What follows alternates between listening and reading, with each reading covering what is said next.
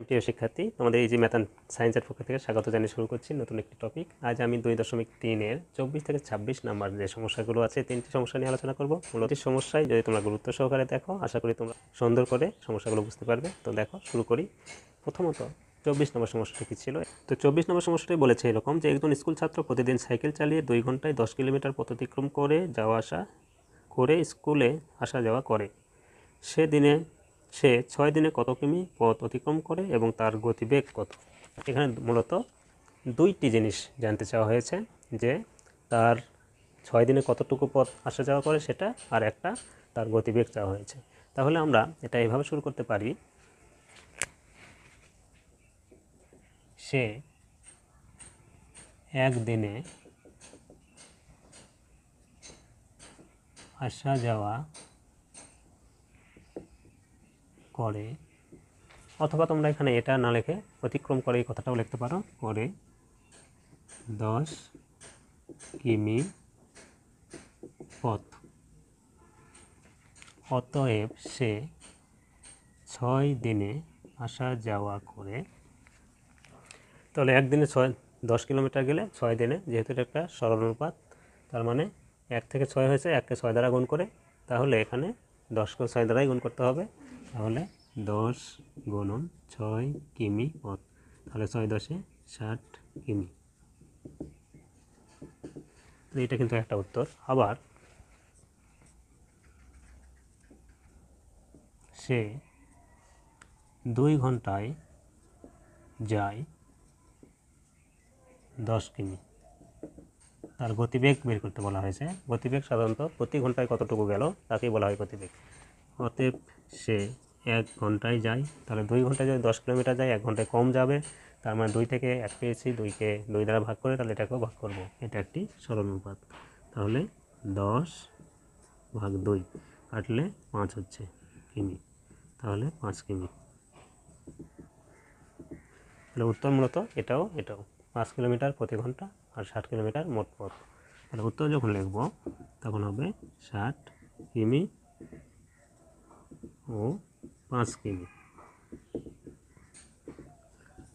এইভাবে এই সমস্যাটি সমাধান করা যায়। আশা করি বুঝতে পেরেছ। এরপর 25 নম্বর যে সমস্যাটি বলছে, রবিন দৈনিক 10 ঘন্টা করে হেঁটে 12 দিনে 480 কিলোমিটার অতিক্রম করে। দৈনিক 9 ঘন্টা হেঁটে সে কত দিনে 360 কিলোমিটার অতিক্রম করবে? তাহলে এখানে দিন চেয়েছে, আমরা দিনটাই কিন্তু এই পাশে রাখবো, যেটা চেয়েছে সেটা এই পাশে রাখবো। তাহলে এটা শুরু করা যাবে এভাবে,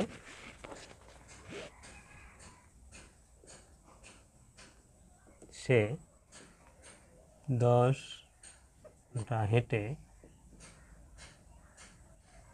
480 কিলোমিটার পথ অতিক্রম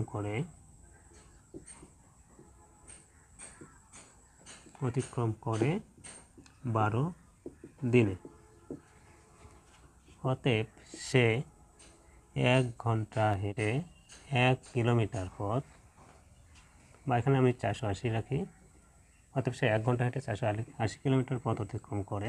তাহলে 1 ঘন্টা করে হাঁটে যদি এই পথটা অতিক্রম করতে চাই, তাহলে সময় কিন্তু বেশি লাগবে। তাহলে 12 গুণন 10 দিনে। অতএব সে 1 ঘন্টা হেঁটে 1 কিলোমিটার পথ অতিক্রম করে। তাহলে পথ যদি কমে যায় তাহলে সময়টাও কম লাগবে, সেক্ষেত্রে 480 ভাগ হয়ে যাবে 12 গুণন 10, নিচে 480 দিনে। অতএব আমাদের চেয়েছে সে 9 ঘন্টা হেঁটে 1 কিলোমিটার পথ অতিক্রম করে। দেখো, 9 ঘন্টা হেঁটে যদি 1 কিলোমিটার অতিক্রম করতে চাই, সময় অবশ্যই কম লাগবে। এক্ষেত্রে হবে 12 গুণন 10, নিচে 480 গুণন 9 দিনে। যেহেতু কম লাগবে, এটা নিচে ভাগ হয়ে যাবে। অতএব সে 9 কিলোমিটার পথ এবার 360 কিমি পথ অতিক্রম করে। 9 ঘন্টা হেঁটে যদি 360 কিলোমিটার অতিক্রম করতে চাই, তাহলে কত দিন লাগবে সেটা আমরা বের করবো। এই জন্য 12 গুণন 10 গুণন 360, নিচে 480 গুণন 9 হবে। এখন এটা কেটে যেটা পাবো সেটাই হবে এটার উত্তর। এই ক্ষেত্রে দেখো, 0 0 কেটে কিন্তু ছোট করা যায়। আবার যদি 12 দিয়ে 48 কাটি, 4 12 48 হয়। আবার 4 দিয়ে যদি 36কে কাটা হয় তাহলে 4 নং 36, 9 দিয়ে 9কে কেটে দেওয়া হলো। তোমরা ইচ্ছা করলে এটা তোমাদের মতো করে কাটতে পারো, সমস্যা নেই। এই ক্ষেত্রে শুধু 10 থাকলো, তাহলে 10 দিনে, 10 দিনে এটাই উত্তর। তাহলে উত্তরটা হবে 10 দিনে।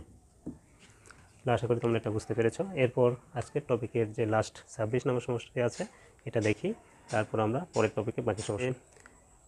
জালাল প্রতি 3 ঘন্টায় 9 কিলোমিটার পথ অতিক্রম করতে পারে, তাহলে 36 কিলোমিটার পথ অতিক্রম করতে তার কত ঘন্টা লাগবে?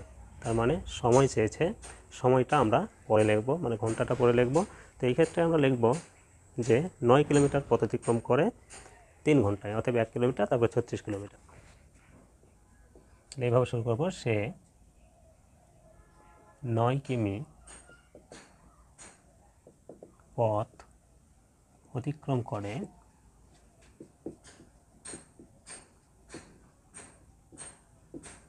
3 ঘন্টায়, অতএব সে 1 কিলোমিটার পথ অতিক্রম করে। তাহলে দেখো 9 কিলোমিটার করতে যদি 3 ঘন্টা লাগে, তাহলে 1 কিলোমিটার পথ অতিক্রম করতে কিন্তু সময় কম লাগবে। তার মানে এটা একটি সরল অনুপাত। যেহেতু 9 থেকে 1 পেয়েছি, মানে 9কে 9 দ্বারা ভাগ করে, তাহলে 3কেও আমরা 9 দ্বারা ভাগ করব। তাহলে উপরে 3, নিচে 9 ঘন্টায়, অতএব সে অতএব সে 36 কিলোমিটার পথ অতিক্রম করে। তাহলে 3 গুণন 36, নিচে 9 ঘন্টায়। এই ক্ষেত্রে দেখো যদি 9 দিয়ে 36কে কাটি 4 নং 36 হয়। এখন 3 আর 4 গুণ করলে 12 ঘন্টায়। তাহলে উত্তরটা হবে 12 ঘন্টা। তাহলে এইভাবে এই সমস্যাগুলো সমাধান করা যায়। তাহলে যেহেতু এটা সময় চেয়েছে, সময়টা লিখবো পরে, আর কিলোমিটারটা লিখবো আগে। তাহলে আমরা দেখবো সে 9 কিলোমিটার পথ অতিক্রম করে 3 ঘন্টায়, তারপরে 1 কিলোমিটার, তারপর 36 কিলোমিটার পথ অতিক্রম করতে কত সময় লাগে সেটা বের করব। আশা করি বন্ধুরা এই সমস্যাগুলো তোমরা বুঝতে পেরেছো। তো আজ এ পর্যন্তই। সকলে ভালো থাকবে, সুস্থ থাকবে। দেখা হবে পরের একটি টপিকে। সে পর্যন্ত সকলকে ধন্যবাদ জানিয়ে শেষ করছি। এবং যাওয়ার বেলায় যদি তোমাদের ভালো লেগে থাকে চ্যানেলটিকে সাবস্ক্রাইব করে আমার পাশে থাকবে।